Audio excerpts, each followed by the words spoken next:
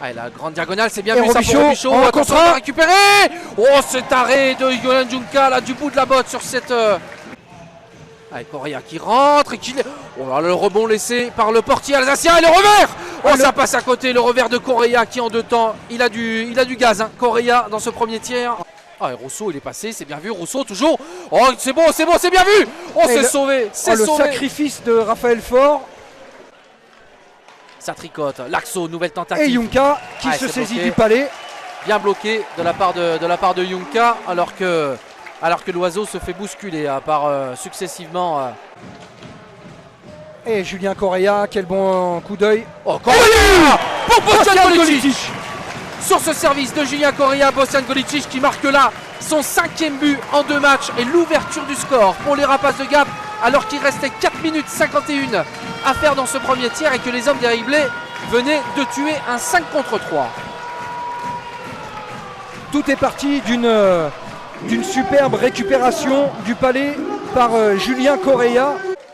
À Crowder pour Prissin qui s'avance et relâché. Et c'est dedans, et c'est Tim Crowder. Et le Team Crowder là qui vient. Alors qu'on va demander palais. l'arbitrage vidéo. Ouais, on va demander parce que, alors comme je vous l'avais dit, ça faisait partie de la nouvelle règle.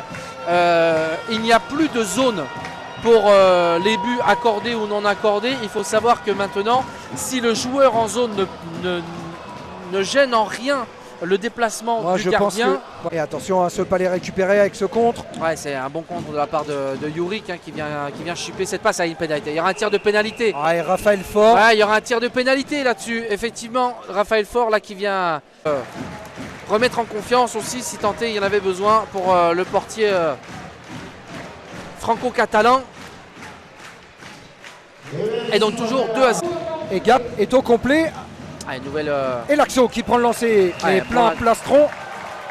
un bon lancer, hein, de la part de Laxo. C'est cadré. C'est malheureusement directement sur Junca. Il va y avoir une pénalité qui va être appelée là pour une petite dure. Mozy pour Joubert. Joubert face à Crête. Il va avoir le dessus. Joubert et du revers. Et c'est sauvé en 2 temps par Papillon. Sur ce travail de Paul Joubert. Qui passe par Campbell. Oh, le tir d'Ekfeuille, il est dedans. Et Kevin Ekfeuille. Ouais, Kevin Ekfeuille là qui vient immédiatement faire fructifier ses supériorités numériques avec ce but plein axe.